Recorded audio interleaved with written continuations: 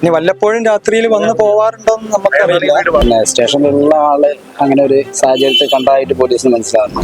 അഷ്റഫ് ആണ് പോലീസിൽ ഈ വിവരം അറിയിച്ചുകൊണ്ട് കീഴടങ്ങിയത്. കാരണം അഷ്റഫ് ഗൾഫിലേക്ക് പോയിട്ടുണ്ട് ഇതിന്റെ ഇടക്കാലത്ത്. അപ്പൊ അഷ്റഫ് വന്ന സമയത്താണ് ഈ കാര്യങ്ങളൊക്കെ നടക്കുന്നത്. അപ്പൊ എങ്ങനെയാണ് ഈ മരണം എന്നുള്ളത് ഇതിന്റെ യാഥാർത്ഥ്യം പുറത്തു കൊണ്ടുവരണം എന്നുള്ളതാണ് നാട്ടുകാരായ ഞങ്ങൾ ആവശ്യം.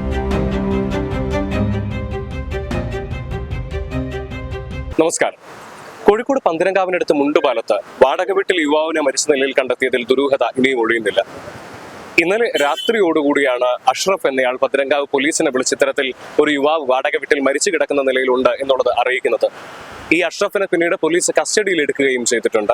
പുല്ലൂട്ടുചാലിൽ ഷെഫീഖ് എന്ന 32 വയസ്സ് പ്രായമുള്ള യുവാവാണ് ഇത്തരത്തിൽ വാടക വീട്ടിൽ മരിച്ച നിലയിൽ കണ്ടെത്തപ്പെട്ടിട്ടുള്ളത്. യുവാവിന്റെ ശരീരത്തിൽ കണ്ടിട്ടുള്ള പാടുകളും മറ്റും വലിയ ദുരൂഹതയിലേക്കാണ് നയിക്കുന്നത്. അതേസമയം നാട്ടുകാർ ചില ദുരൂഹതയും ആരോപണങ്ങളും ഇവിടെ ഉന്നയിക്കുകയും ചെയ്യുന്നുണ്ട്. ഈ പ്രദേശവും അല്ലെങ്കിൽ ഈ വീട് വാടകയ്ക്ക് നൽകിയ ഈ വീടിനകത്ത് ലഹരിയുടെ ഉപഭോഗം നടക്കുന്നുണ്ടായിരുന്നു എന്നുള്ളത് സംബന്ധിച്ച് നാട്ടുകാർ ചില സംശയങ്ങൾ ഉന്നയിക്കുന്നുണ്ട്. ഇതും ഈ മരണത്തിന്റെ ദുരൂഹത വർദ്ധിപ്പിക്കുന്നുണ്ട്. എന്തായാലും പന്തീരങ്കാവ് പോലീസ് ഇപ്പോൾ ഇവിടെ ഇൻക്വസ്റ്റ് നടപടികൾ പൂർത്തിയാക്കിക്കൊണ്ടിരിക്കുകയാണ്.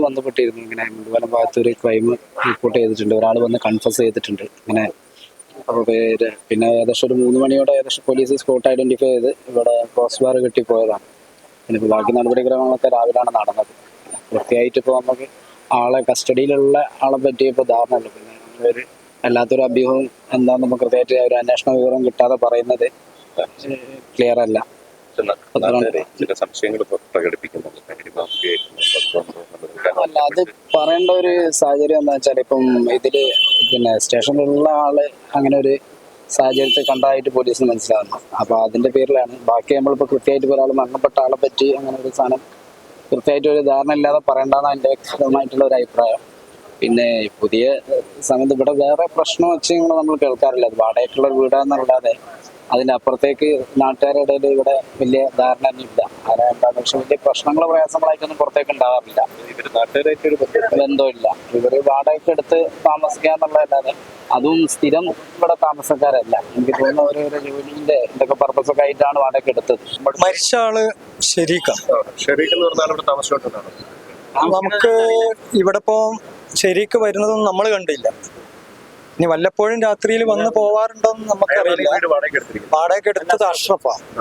അഷ്റഫും ഫാമിലിയും വന്നിട്ടാണ് ഓണറോട് വാടകയ്ക്ക് എടുത്തത്. അതിന്റെ ഇടയ്ക്ക് അഷ്റഫ് ഗൾഫിലൊക്കെ പോയിട്ടുണ്ട്. അതെ. അഷ്റഫ് ആണ് പോലീസിൽ ഈ വിവരം അറിയിച്ചുകൊണ്ട് കീഴടങ്ങിയത്.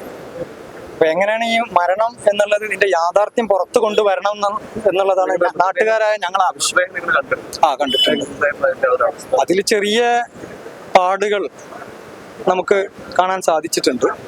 ഏത് നിലക്കാണ് ഈ മരണം, ഏത് വിധേന മരണം എന്നുള്ളതാണ് പോലീസ് അധികാരികൾ ബന്ധപ്പെട്ട ആളുകൾ അറിയില്ല.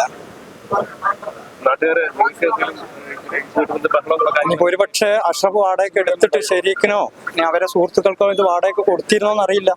കാരണം അഷ്റഫ് ഗൾഫിലേക്ക് പോയിട്ടുണ്ട് ഇതിന്റെ ഇടക്കാലത്ത്. അപ്പൊ അഷ്റഫ് വന്ന സമയത്താണ് ഈ കാര്യങ്ങളൊക്കെ നടക്കുന്നത്. നാട്ടുകാർ പറയുന്നത് മൃതദേഹത്തിൽ ചില പാടുകൾ കാണുന്നുണ്ട്. ഇത് എന്തുകൊണ്ടാണ് എന്നുള്ളത് അന്വേഷിച്ച് കണ്ടെത്തേണ്ടതുണ്ട് എന്നുള്ളതാണ്. അത് ഇത്തരം പാടുകൾ മരണത്തിന്റെ ദുരൂഹത വർദ്ധിപ്പിക്കുകയും ചെയ്യുന്നുണ്ട്. മനസ്സിലാക്കേണ്ട ഒരു കാര്യം, ഇന്നലെ രാത്രിയോടുകൂടി അഷ്റഫാണ് പോലീസിനെ വിളിച്ചുകൊണ്ട് ഇത്തരത്തിലൊരു മരണം സംഭവിച്ചു എന്നുള്ളത് പോലീസിൽ അറിയിക്കുന്നത്.